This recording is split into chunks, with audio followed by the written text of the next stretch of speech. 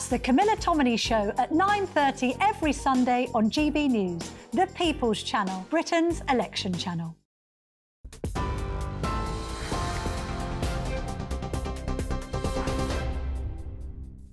Good evening, I'm Ray Addison in the GB newsroom. We start with some breaking news. 2 people have been airlifted to hospital after a small aircraft crashed near the village of Monkton in South Ayrshire. The incident happened just after 4 p.m, less than 2 miles from Prestwick International Airport. HM Coast Guard airlifted them to Queen Elizabeth University Hospital in Glasgow, while police closed the A719.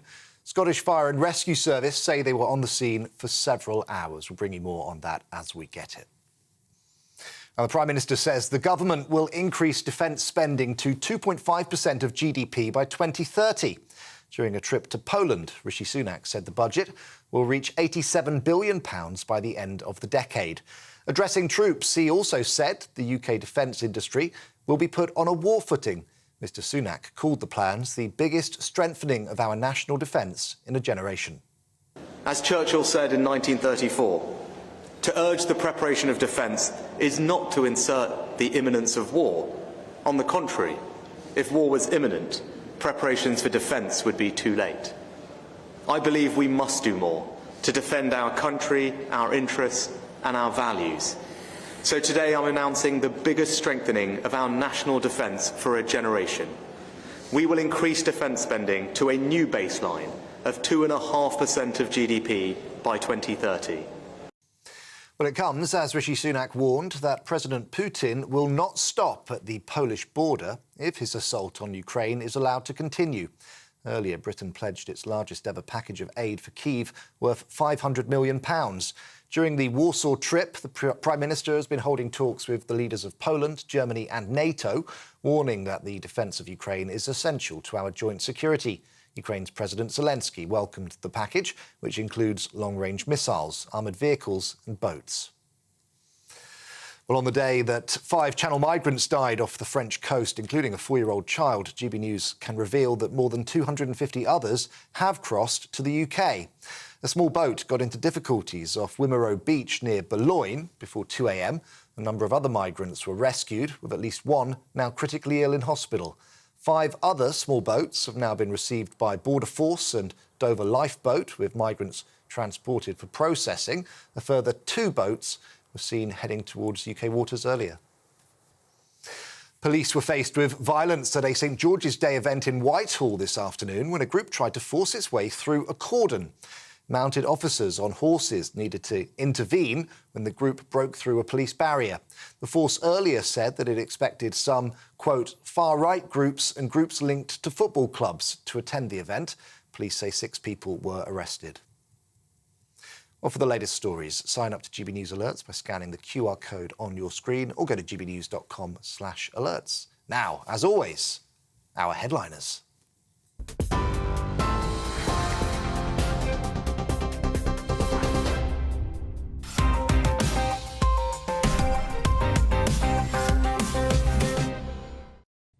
Hello and welcome to Headliners and a very happy St George's Day. He was Turkish, by the way. That's my last night on GB News. This is your first look at Wednesday's newspapers. I'm Simon Evans. Joining me tonight, 2 top comedians, fire breather Scott Capurro and merciless dragon slayer Steve N. Allen. Are you presenting that as a cross? Yes. Yes. What do you notice is different about me tonight? What do you notice? I don't know. You're a little bit younger. Botox. Sweet of you say no. I'm parting my hair on the opposite side. Oh, I hadn't noticed that. You guys don't really see me. I do apologise. This would have been a very impressive tactic with the dragon, wouldn't it? Yeah, and suddenly the dragon stops with what? And then that's when you have at it. We are absolutely. We are in a new era of slayers.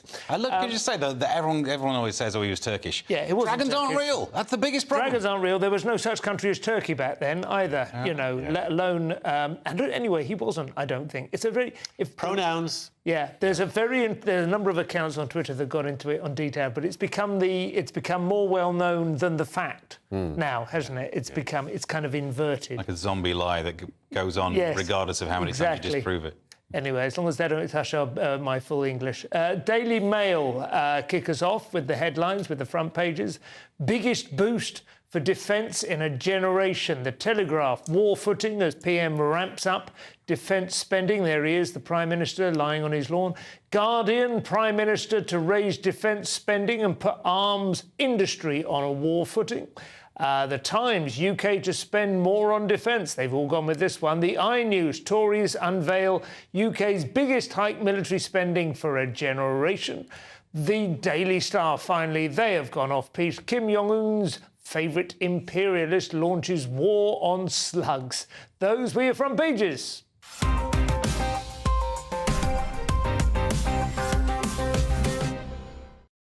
So, Steve, as Heraclitus said in one of his famous fragments, war is father of all things and king of all things. He renders some gods, others men. He makes some slaves, others free. Well, the cleansing fire of war is upon us all. Seems that way. And do you know who to thank? No. The Daily Mail. OK. Victory for Mail campaign is how they go with it. It's a victory for them because they, a while ago, said, you know what, you should spend more on war. And now Rishi is doing, they go, oh, clearly it's just because of the Daily Mail. There's no other factor that might have led to this becoming a political outcome. But the headline, biggest boost for defence in a generation. The 75 billion is going to be the new spending. It says a boost to combat Russia, Iran and China threat. Let's not forget North Korea, because these are the crink nations. It is catching on. Crink is coming. This will be my legacy. So the defence spending is going up to 2.5%. Can we not get it up to crinkle somehow? Maybe Libya or something? We can invite a few more. Yeah. I want an L on the end. Get some there. Poor Libya. What'd they ever do to you? OK, Laos maybe then. Okay. So 2.5% of the GDP target, which seems about the right numbers. Yeah. So the few things in this, that feels like what we should be spending. How much again? 2.5? 2.5%. Well, that's supposed to be the minimum NATO contribution, isn't it? So that's why it seems about right. Yeah, it's about right, yeah.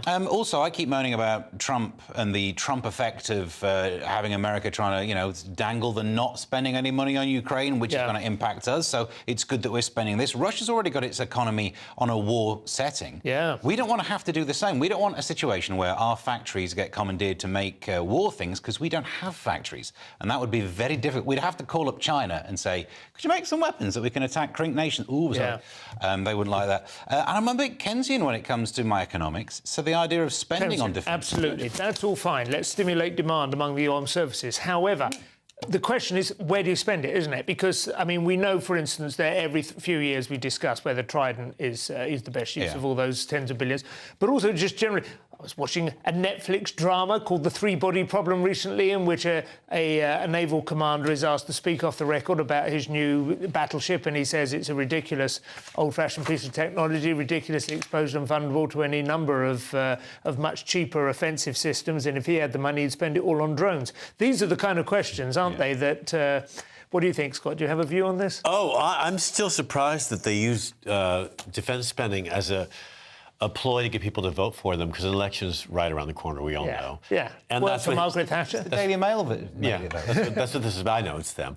But that's what this is about. I think he's trying to get people to listen to him. And he's trying to seem strong, and everyone thinks he's weak, and he's on his way out. So he's trying to kind of improve his geriatric gentlemanness. I would agree with that. He does seem weak. He seems physically weak, and he's been obviously palpably weak with the sort of dribbling invasion that's been going on over the Channel for the last 3 years. But at the same time, this is a serious issue, and I think he's not alone in feeling that the world is cooling or warming up, depending on which metaphor you want. The Cold War is definitely on now. I like that Keir Starmer says that Labour will conduct a strategic defence and security review in the first year in the government.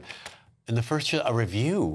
Watch CNN. It's all... we're in trouble. Who is Shadow Defence Secretary? I should know that. It's John Healey. Oh, John Healey. Yeah. OK. Named after the roller skates. Or the poet. OK. Well, moving on to The Express. Scott, what have you got in there? Oh, right, The Express. It's really good.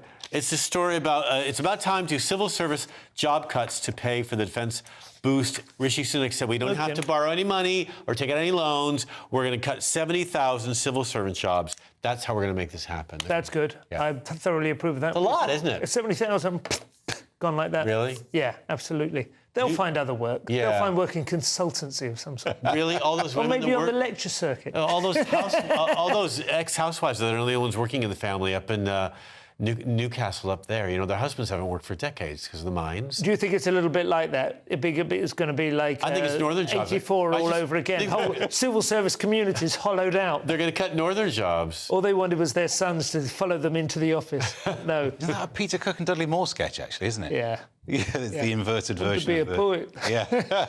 I mean, I have a particular prejudice against the civil service. The whole of Parkinson's law was predicated on his observation of the way that jobs just proliferate in the civil service, regardless of how much work there is for them to do. It just happens. It depends how this cutting's done, though, because this is only a few weeks after we covered a news story here that AI would be used to replace people. Yes. Now, if there's one thing we know governments in this country can't do, it's anything to do with IT. If they try an IT project, it costs us about 11 billion and fails. Yeah. So bringing in AI, which would be the trickiest use of IT, they're bound to get it wrong. AIs, I mean, I have got a half-brother who sent me his pop psychedelia album that he created in a single day on AI today, and it's fantastic. It sounds exactly like Quicksilver Messenger Service. But if you want your civil service sure doing that, if that's they can fine, do that in a day, I'm absolutely sure. Country will be saved. But seriously, I mean, you know, chatbots, that's what 80% of the civil service is anyway, isn't it? Chatbots. Chatbots. Just But all chatbots, all they do is slow you down before you get put through to an actual person. Yeah. They never resolve anything. They just go, oh, what do you want? They don't understand a few times, and then they say, oh, let's put you through to someone. Do you ever... I was talking to one today on an online service, which was actually terrific, and I was very happy, but I better not say the name. But I do always try and ask it a couple of questions to see if I can make sure it's a person. Do you do that? No. Rather than just What go, are this the is my problem, this is what I bought and I regret, or something. I wonder if we could use AI to replace the cabinet. Yeah. Yeah. That would be a start, absolutely. Just an ideal one, This was what Dominic Cummings wanted Brexit to happen that we could introduce, and it's been wasted. That would be great, because it was the big tech conference thing. Rishi Sunak said, don't worry, AI won't replace your jobs. And if his job is the first one to go, that'd be sweet. And then we wouldn't need a cabinet either, would we? And we could sell that off as a hotel like the Admiralty. Mirror, Steve, what have they got? They're going with Jill Dando again. Yeah, Jill Dando exclusive, because no other newspapers are really looking at this story from 1999. Key witness says that man she spotted running minutes after the star's murder is a Serbian assassin. This person saw the picture that they ran yesterday or the day before and said, it's him. I'm good with faces, even though it's from 1999. She says, I'm bad with names. Good, because Ulimek. It's a difficult name to be good with, isn't it? But, I mean, they are really going in on this story when no one else It's because he's hot, that's why she remembers him. She says that. Well, I was going to say, if you couldn't sweating. speak English, if you were, for instance, Serbian, you looked at that front page, you'd assume that was announcing an engagement. Wouldn't you? They're quite well matched. There's a little bit... I think the lesson here is if you're going to kill people, don't be attractive. Yeah. He's got away with it. Well, he didn't get away with it. He's in jail now. I want to know who called the hit in. That's the point. I'm sorry to speak of it so sort of flippantly, but 25 years is the Why did they zap her? limitations, Why did they kill her? For what purpose? Well, according to she this presented article, Crime Wave, or what was it? Crime Watch. Crime Watch, yeah. Crime Wave, which is very much... Part of the crime wave, that's why they killed her. No, Modern TV people are into that. She was very popular on that show, and it was a very popular show itself, and then she was just going home, wasn't she? She just her little workout gear. Yeah. She'd been to a shop, and she was walking into her home, like she's up going... But you have to wonder, like, who did she know? How dangerous was she? Well, the Mirror, which is really obsessed with this, gives us a hint, says it's revenge for a strike on Serbian TV studios. 16 people were killed, or 15 people, and sometime before 3 p.m. on the day of the killing, there was a message, tell your Prime Minister in Belgrade 15 people were killed, 14 more to go. And so she was mistaken for Tony Blair. Is that what you're suggesting? Was this during the conflict in former Yugoslavia? Yeah, when Blair had initiated that. But why choose her out of everybody? That's such a strange... Yeah. I guess she was available. Well, perhaps that's part 3 of the Mirror's expose. We'll see tomorrow. Finally, the Daily Star, Scott, and you've got about 30 seconds to race through the slug war. Yes, apparently Kim Jong-un's favourite imperialist launches war on slugs. Alan Titchmarsh, who I guess is not a fan of North Korea, the article implies, also is not a fan of slugs. They are never going to be his friends, he says, never. And King Charles agrees that to him, slugs are a, quote, pain in the bum. Put them there. He named specifically hostas, and I know that is a fact. We had hostas, and the slugs just go through them. But the Wildlife Trust wants people to appreciate slugs for what they are. So many stories like that. Recently, there's been love seagulls, enjoy wasps. Chris Packham says, enjoy killer hornets. They're called killer. I'm not a fan. I prefer killer hornets to slugs. Don't salt them on your lawn. That's the only thing. Salting slugs is quite good fun, but it does kill the grass very quickly. Are they good for you? What, the Eating slugs? them. No, Yeah. you don't have to salt them in order to prepare them for frying. No. I thought this was a little barbecue. You're having a little party. I don't know. It's delicious. Right, that's the front pages. Coming up, abuse and disrespect at the Cenotaph and news from Whitehall on St George's Day. 2 separate stories. See you there.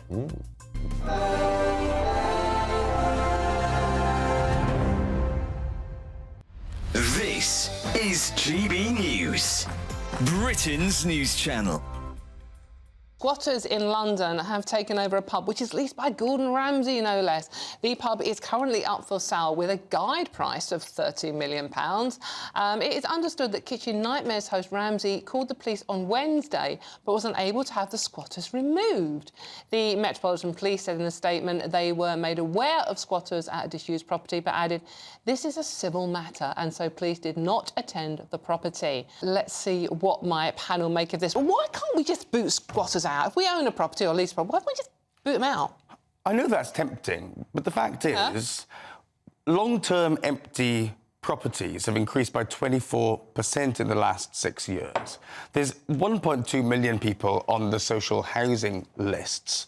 People don't have a place to live. What it does highlight is the enormous disparity in fairness in property laws in this country. I mean, it's just not fair that if you've worked all your life and invested some money in property because, you know, interest rates at 0 and there's nowhere else to invest your money, and then suddenly somebody who's got no claim to that property and doesn't seem to have earned very much in life takes over your property. It's an outrage. People shouldn't be squatting in other people's homes or commercial properties. But the fact is, until we sort the housing problem in this country, none of this is going to go away. The fact is, people my age won't be able to buy a home unless they've got a bung from their parents. Yeah, but what's the practicality of this demonstration? It's not a demonstration. It's not going to free up more housing for people who are on the streets. No, of course not. It's people looking to find a place to live. I don't think it's a demonstration at all. It's an anti-wealth, anti-property owning demonstration by people who've got nothing better to do in life than break into other people's property. I think the most exciting bit for me is talking to people. People who I think are ignored often by the major news channels. We're going to give news they want to hear. There's a voice there that needs to be heard. I think there's a chance here for a diversity of opinion to be expressed, which you don't find elsewhere. It's really exciting. We don't hold back. We're free to say how decisions that are taken here affect us all around the country. Only on GB News, the People's Channel, Britain's news channel. We're GB News, and we come from a proud tradition of British journalism. That's why I'm so excited to be here. It's something so new. The first news channel to be launched in Britain in over 30 years. Launched to represent the views of the British people. To go where other broadcasters refuse to go. How did you find out about the story in the first place? Launched with one aim. To be the fearless champion of Britain. It's an absolutely fantastic atmosphere here. This is GB News. The People's Channel. GB News, Britain's news channel.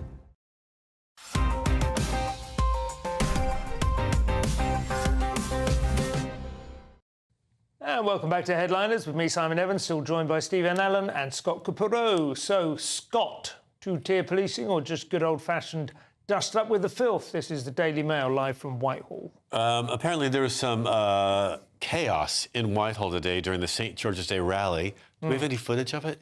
It only lasted for about less than 30 seconds, really. Argy-bargy, I would call it, rather than chaos. I think so, whatever that means. It's a charming term. And I think they were trying to push past the zone they were meant to keep the... and it hadn't even started. It was before 3 o'clock, before the whole rally thing started. Yeah. And they just, I think, wanted to cause a bit of trouble, like have a bit of rough and tumble fun, is what it looks like. But I don't know, they did seem to be... I mean, I couldn't see it all, but they looked like they were being kettled in a fair bit.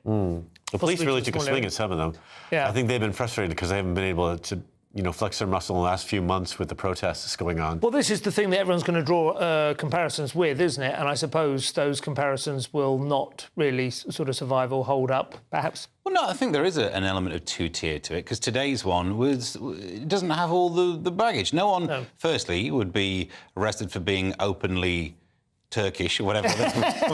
Openly a dragon. Yeah, that would have been a problem. But the Saturday protests, the Palestinian situation, is about the way that the police have a fear, and that's what's manifesting itself. It's not about the word. I know we're now talking about a different story, but it's not about the words the police officer used with openly Jewish. The problem is that the police are effectively realising they are policing a powder keg by arresting the sparks. And that's a very short-term plan because it doesn't solve the problem in any way. To not have the bravery to say you've got the right to protest, but you break the law, you get arrested, even if we're arresting someone from the side that might kick off, that is what is required. So that might have been there today because there's no fear. No, that's right. The funny thing is the old-fashioned thugs aren't the ones that people are afraid of anymore, are they? Because we've seen it and we know it doesn't escalate beyond the old-fashioned sort of football violence. Yeah, I think, and I also think these guys were a bit worked up because they felt as though I watched an 8-minute interview that the Times produced, speaking to some of the people that were there, and everyone they spoke to felt, whatever this means, that their country has been taken from them and they want it back. And then when asked for specific examples, people couldn't give any.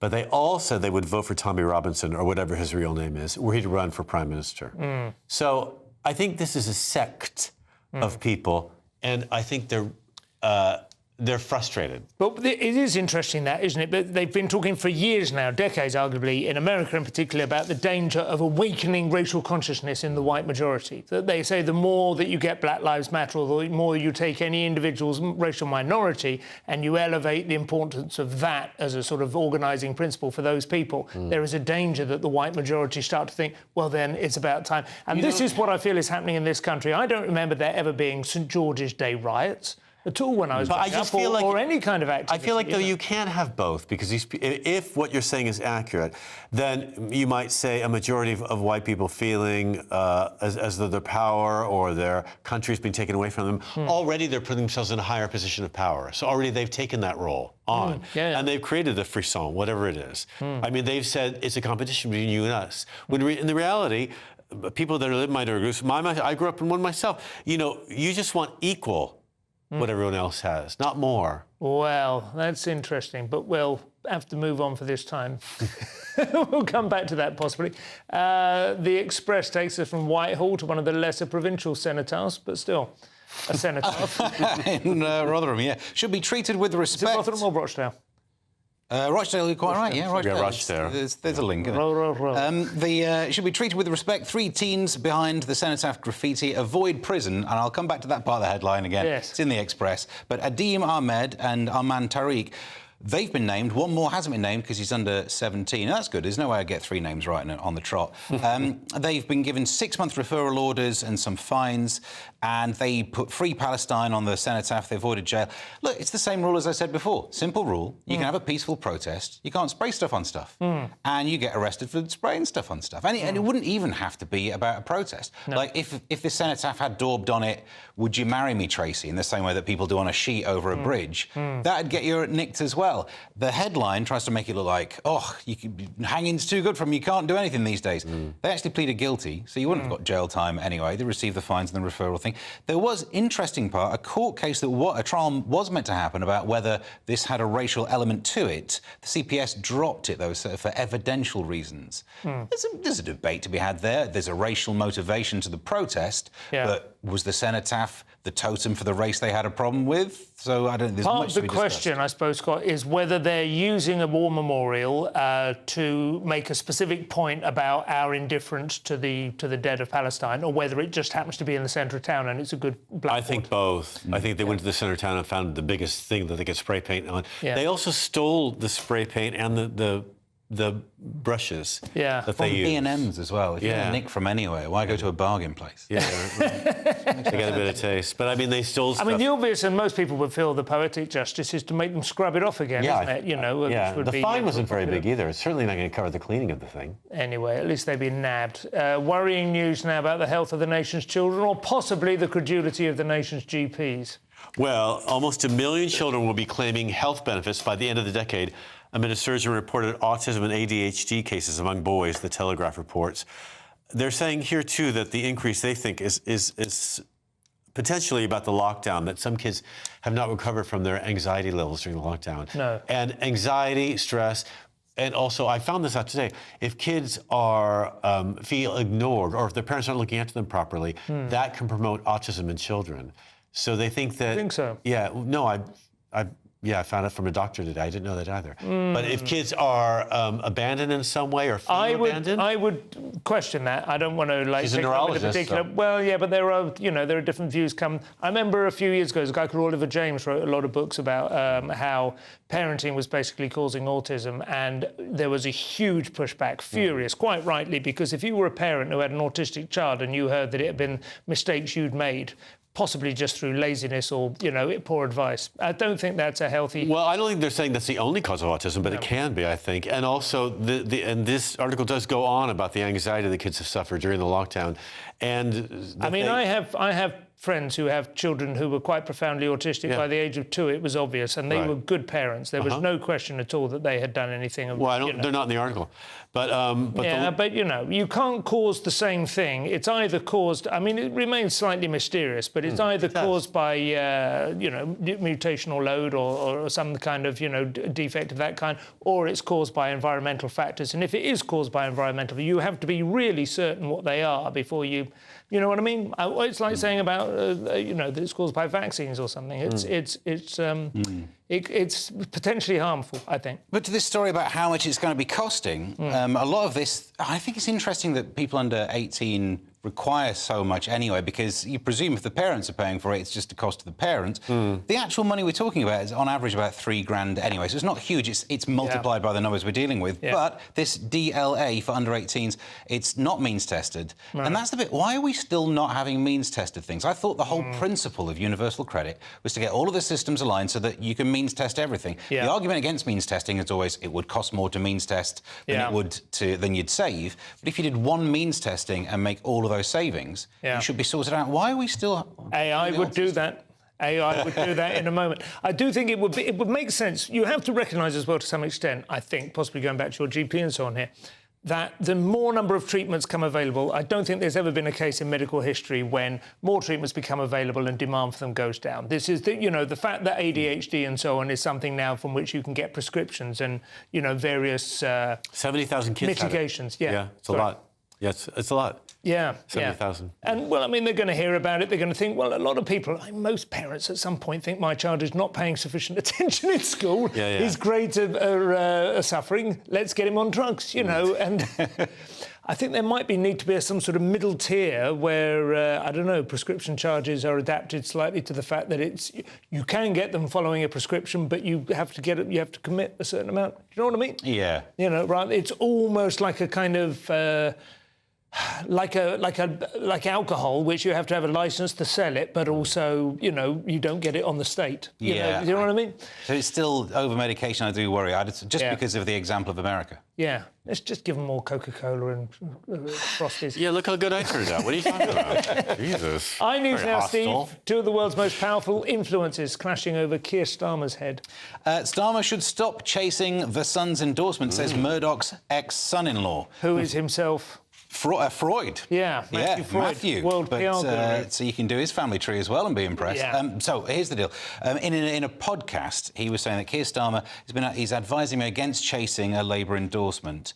But in a really cryptic way, because here's the quote. I think if you live in a playground with bullies in it, if the bullies aren't your friend, you lose your lunch money. Better to ignore them. So for this metaphor, Murdoch's the bully, and the lunch money is the endorsement, and Starmer's trying to make the bullies his friend. He's not trying to play with the bullies but not be friends, so he's trying to save his lunch money that way, plus also he's probably on free school meals. This whole metaphor falls to bits. And also, ignoring a bully is hardly famous. If they're in the middle of taking your lunch money, ignoring them, famously the way to stop it, I'm sure.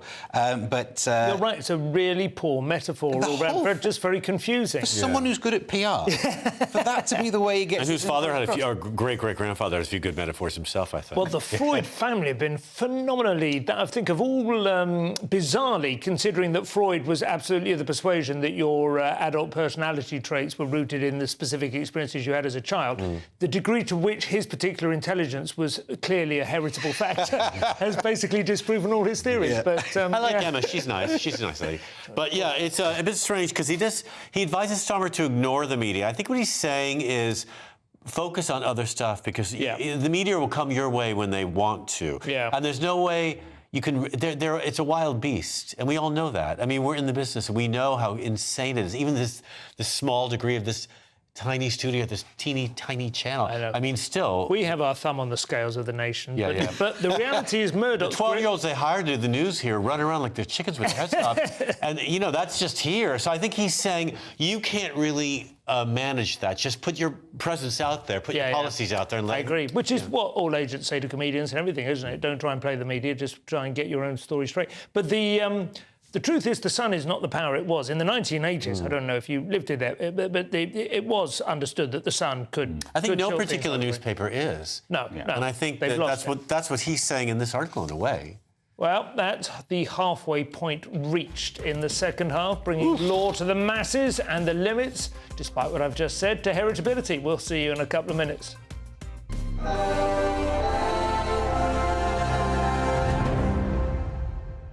Hello, good evening. Welcome to your latest GB News weather update. It will stay dry, but it will be quite a cold night tonight.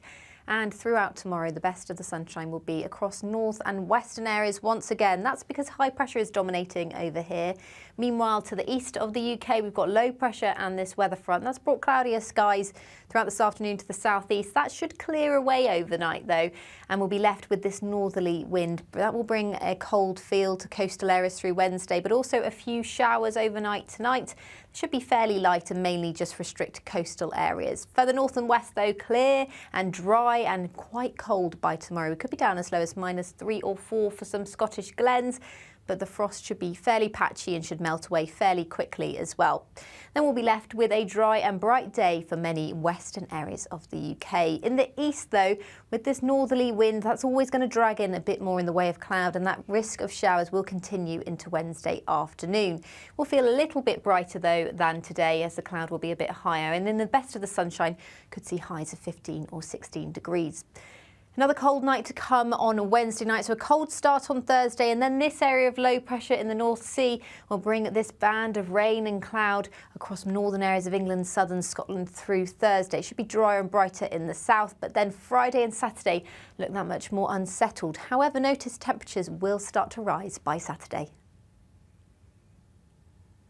2024, a battleground year. The year the nation decides. As the parties gear up their campaigns for the next general election. Who will be left standing when the British people make one of the biggest decisions of their lives? Who will rise? And who will fall? Let's find out together. For every moment, the highs, the lows, the twists and turns. We'll be with you for every step of this journey. In 2024, GB News is Britain's election channel. I'm Christopher Hope. And I'm Gloria Di Piero, bringing you PMQ's live here on GB News. Whenever Parliament is in session on a Wednesday at midday, we'll bring you live coverage of Prime Minister's questions. We'll be asking our viewers and listeners to submit the questions that they would like to put to the Prime Minister, and we'll put that to our panel of top politicians in our Westminster studio. That's PMQ's live here on GB News, Britain's election channel. GB News is the home of free speech. We were created to champion it, and we deliver it day in, day out. Free speech allows us all to explore and debate openly the issues most important to us, our families, and of course, the British people. Having challenging conversations to enlighten each other. Which is why we hear all sides of the argument. We are the People's Channel. We will always stand by the freedom to express yourself. On TV, radio, and online. This is GB News, Britain's news channel.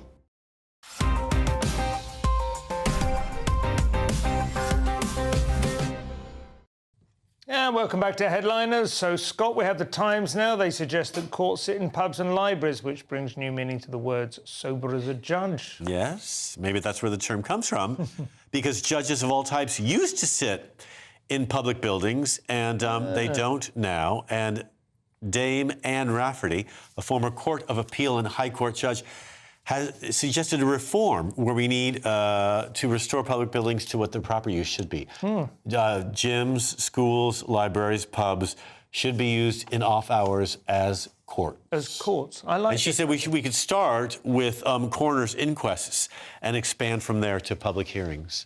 She said it would encourage the public to become more involved in their local community, what goes on, and it sounds like a brawl, but it could be a way to correct some of the backlog too. Apparently there's thousands of backlog cases. It's a huge backlog, but this is one of the worst ideas ever, because the backlog isn't because we've got loads of judges. You see them sitting around in gangs. Yeah. If only they had... waiting for a courtroom free. If one was available, they'd be doing some backlog It's because we're out of barristers, right? So let's open up maybe we could actually just throw open the actual cases to public voters. Yeah, that's a big worry. And I was thinking, like, the idea that we would then somehow connect more with the justice system if it was in a... Would people really value justice more if it was doled out in a Wetherspoons? And probably yes is the answer to that question.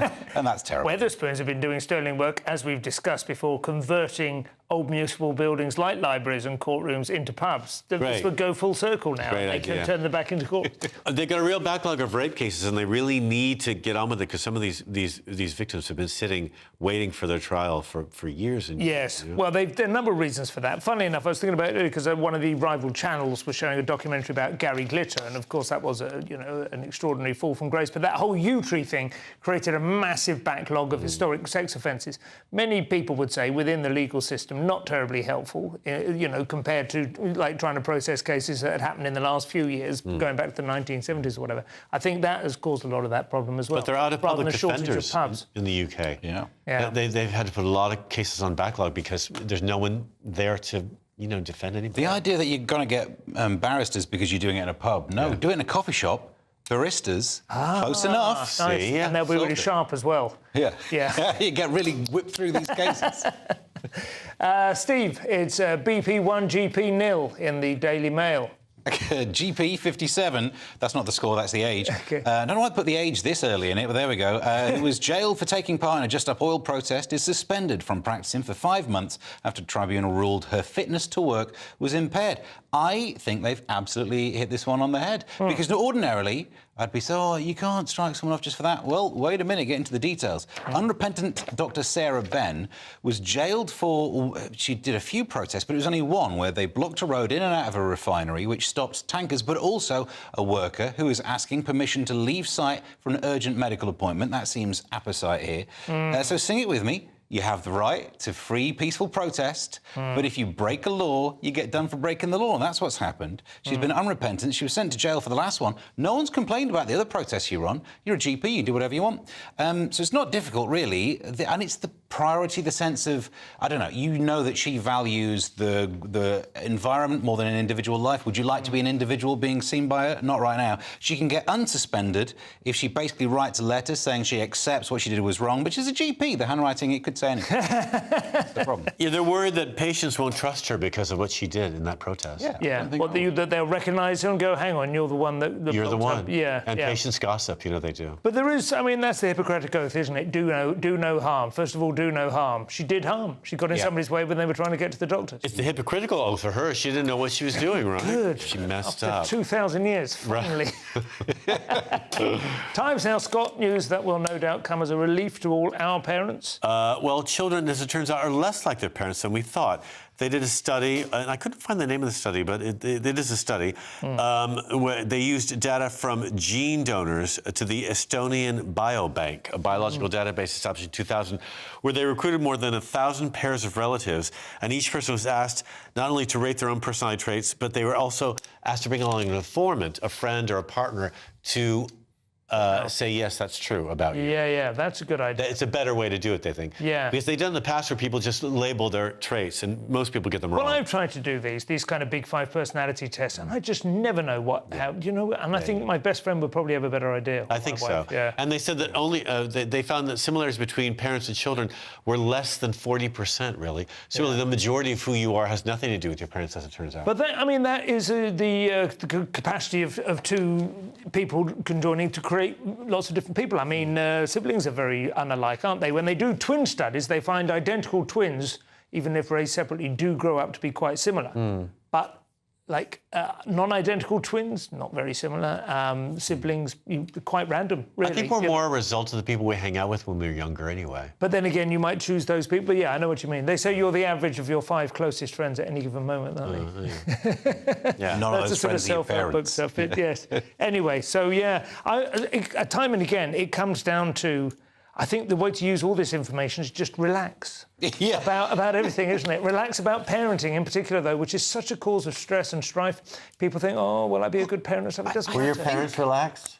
Yeah, well, they would, yeah, long story, but they were, fairly relaxed about me, about raising me, yeah. I mean, I don't think they kind of tore their hair out wondering whether they'd given me every possible chance and opportunity in the world, you know. I think I'm quite chilled as a father. Certainly, my advice within our family has been stop reading those books. Yeah. If a book has any advice, if you read more than one book, you've done yourself in. We had about 7. I remember this. The first time when Kate was pregnant, we got the first book, and I was like, great, we've got a book. We'll know, how to clean them and stuff. Hayes Manual. And then the second book arrives, and now you're in.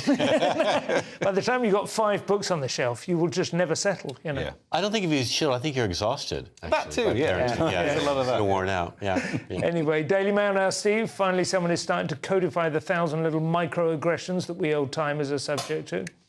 Using the phrase back in your day to an older work colleague could count as age harassment, and employment judge rules. Don't do this. There are some groups who are really good at taking offence about anything. We can spot them, and instead of thinking, what a silly thing to do, everyone tries to copy it and goes, oh no, this is the modern version. This is like the age-related version of the N-word, which would be codger, by the way. I've thought about it. Spell it with an A at the end.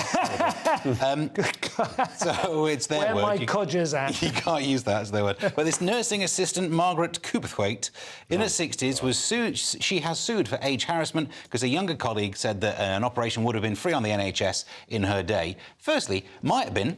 Secondly, she was actually given a warning for taking 4 days off with a cut finger, and then she was fired. It was only after she was let go that she remembered how bad it was to be called slightly old. Yeah. I know the memory goes with age, but if anything, that disproves your point. She lost the tribunal, but this tribunal did a kind of like, let's have a look what you could have won.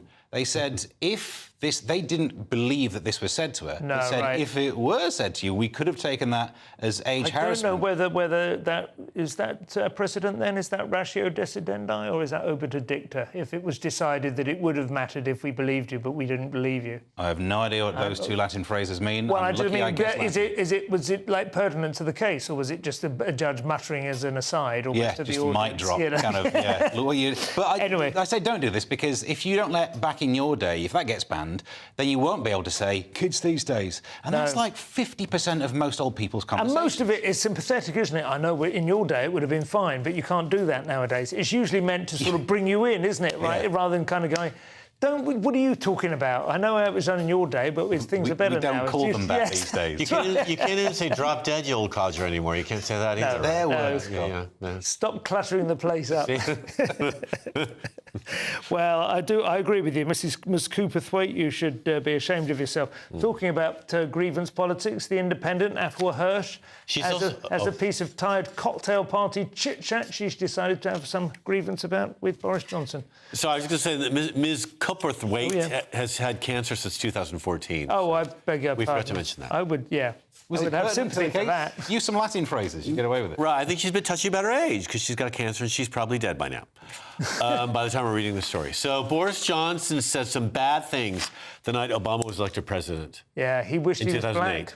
He said to this Afua Hirsch, a British Ghanaian heritage person, claimed that they were at a drinks party together and she overheard Boris Johnson say he asked her where she was from, and he asked her twice where she was from. He wanted to know, and she saw that as a bit of confrontational question. Yeah. And then he said, I wish I was black. I wish I was black. Because that was it was Obama's election and he wanted to experience. I mean, it's possibly a bit cloth-eared. It's not classic racism, is it? I wish I was It's always black. the same with him, though. It's not classic racism. It's always a slight twist on it, but it is. Yeah. And then he apologized for remarks, not this one, but others later. It's like when we chat and I say, I wish I was gay. It just sounds so much easier. Yeah, you know what I mean? Yeah, when you whisper in my ear, it's sweet. And then, I mean, the thing with Boris is that his fans will love him for saying this, and his enemies will detract him for saying it. It's the same old story. That's it. And his ex, of course, to whom Afua Hirsch was giving the interview. you. Yes. Yeah. Go on. And the way that she phrased it, that Boris Johnson demanded to know where I was from. And it's specific. It requires grabbing of collars and kind of... with menaces. Yeah, you're not getting out of it unless you tell me. Just one last section to go. It's got Seinfeld, Tinder and a twist on home brewing that will make everyone jealous. We'll see you in a couple of minutes.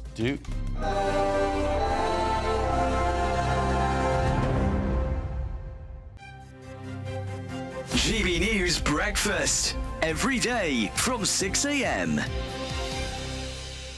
I don't think you can go and watch a Shakespeare play unless you already know it. It's almost like you have to understand the story and the characters, and perhaps have even done a bit of reading into it. Because if you went completely blind, especially in today's world where we don't speak in that kind of way, it is, I think, probably a bit alienating. But Dawn is saying it is alienating at the moment because of the lack of representation. You know, the actual phrasing they use, right, OK, the disproportionate representation propagated white, able-bodied, heterosexual, cisgender male narratives.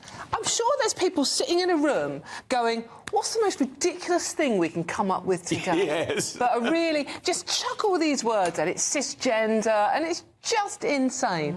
Of course, Shakespeare was what it was back in the day, and that's why it's mostly blokes and they're mostly white. And lots of speculation that he was actually gay, isn't there? Because he never really saw Anne Hathaway very often and stayed away a lot of the time. I don't know, maybe he was a big He might have been gay icon. transgender for all I know. I mean, I don't... Biggins, I'm looking at you. No, I think you're right. I mean, you know, I think that goes for the profession too. I mean, I do think I mean, I remember seeing Macbeth in London with Judi Dench and Ian McKellen, and it was one of the most exciting evenings ever. And it was a cold night at the Donmar Theatre, outside and inside, and that gave it atmosphere.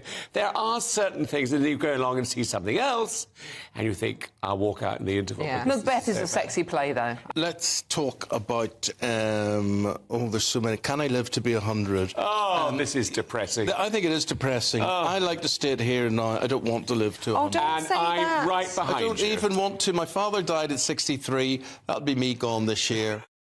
I think the most exciting bit for me is talking to people. People who I think are ignored often by the major news channels. We're going to give news they want to hear. There's a voice there that needs to be heard. I think there's a chance here for a diversity of opinion to be expressed, which you don't find elsewhere. It's really exciting. We don't hold back. We're free to say how decisions that are taken here affect us all around the country. Only on GB News, the People's Channel, Britain's news channel. I'm Patrick Christie's. Every weeknight from 9, I bring you 2 hours of unmissable, explosive debate and headline-grabbing interviews. What impact has that had? We got death threats and the bomb threat and so on. Our job is to do what's in the best interest of our country. You made my argument for me. My guest and I tackle the issues that really matter, with a sharp take on every story. I'm hearing it up and down the country. That was a beginning, not an end. Patrick Christie's tonight from 9 p.m. only on GB News, Britain's news channel.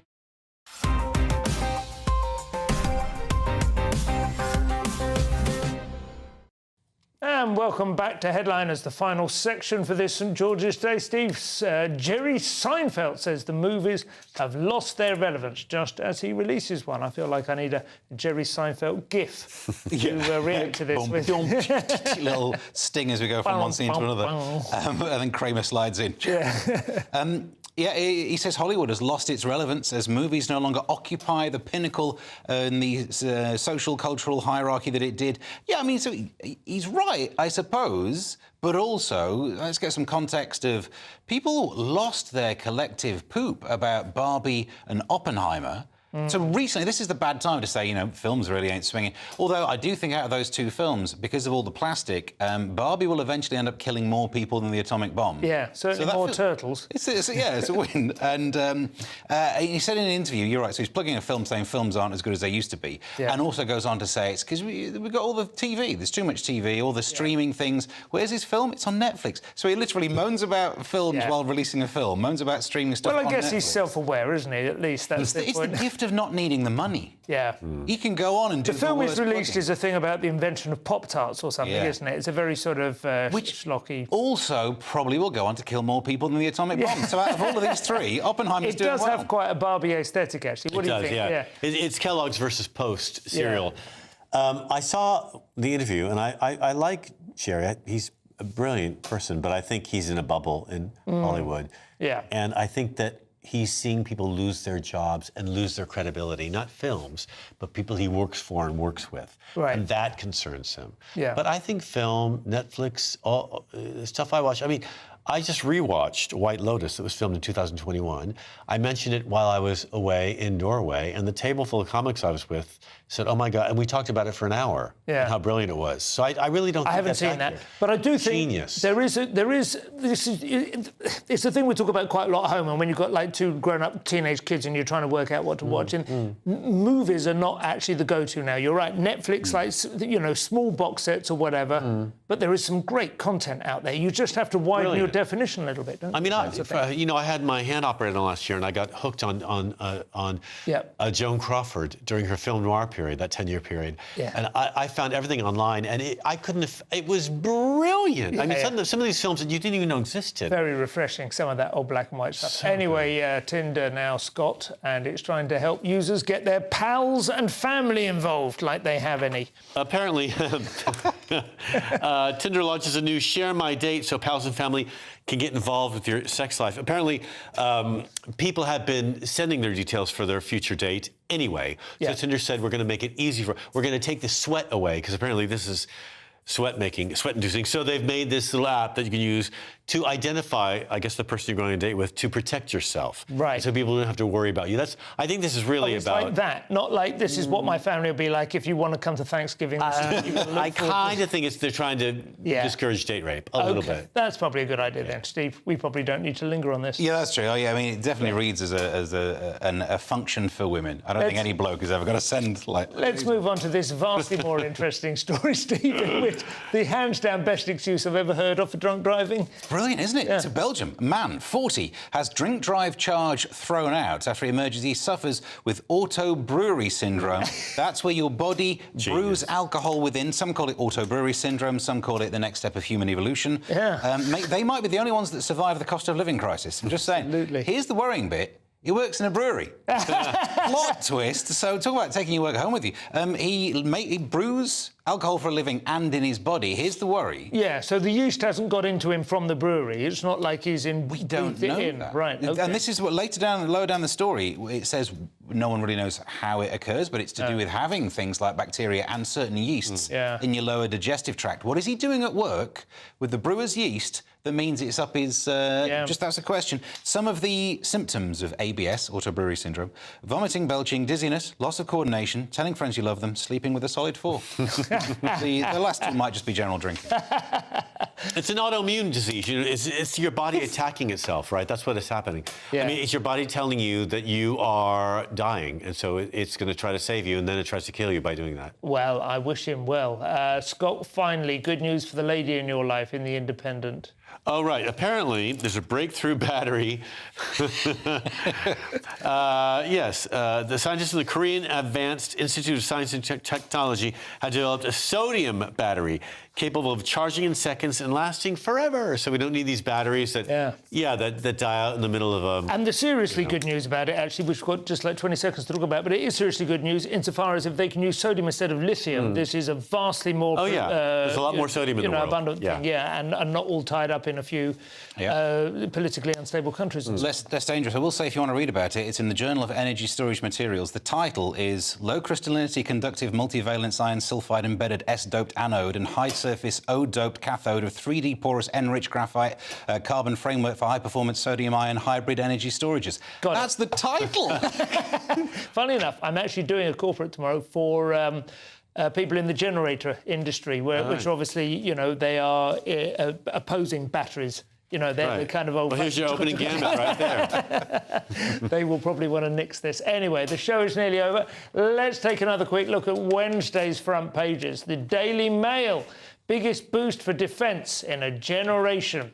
The Telegraph, war footing as PM ramps up defence spending. The Guardian, PM to raise defence spending and put arms industry on a war footing. Arms and footing, I didn't mean that before. The Times, UK to spend more on defence. iNews, Tories unveil UK's biggest hike military spending for a generation. And finally, the Daily Star, Kim Jong-un's favourite imperialist, that's Alan Titchmarsh, launches a war on slugs. Those are your front pages. It's all we have time for. Thank you to my guests, Stephen Allen and Scott Capurro. Leo Kirst will be back tomorrow at 11 p.m. with Paul Cox and Lewis Schaefer, the Dream Team. If you're watching at 5 a.m, stay tuned for breakfast. Otherwise, it's been a pleasure. Thank you for your company. See you again tomorrow. Good night. That warm feeling inside from Boxed Boilers, sponsors of weather on GB News. Hello, good evening. Welcome to your latest GB News weather update. It will stay dry, but it will be quite a cold night tonight. And throughout tomorrow, the best of the sunshine will be across north and western areas once again. That's because high pressure is dominating over here. Meanwhile, to the east of the UK, we've got low pressure and this weather front. That's brought cloudier skies throughout this afternoon to the southeast. That should clear away overnight, though, and we'll be left with this northerly wind. That will bring a cold feel to coastal areas through Wednesday, but also a few showers overnight tonight. Should be fairly light and mainly just restrict coastal areas. Further north and west, though, clear and dry and quite cold by tomorrow. We could be down as low as -3 or 4 for some Scottish glens, but the frost should be fairly patchy and should melt away fairly quickly as well. Then we'll be left with a dry and bright day for many western areas of the UK. In the east, though, with this northerly wind, that's always going to drag in a bit more in the way of cloud, and that risk of showers will continue into Wednesday afternoon. We'll feel a little bit brighter, though, than today, as the cloud will be a bit higher, and in the best of the sunshine could see highs of 15 or 16 degrees. Another cold night to come on Wednesday night, so a cold start on Thursday, and then this area of low pressure in the North Sea will bring this band of rain and cloud across northern areas of England, southern Scotland through Thursday. It should be drier and brighter in the south, but then Friday and Saturday look that much more unsettled. However, notice temperatures will start to rise by Saturday.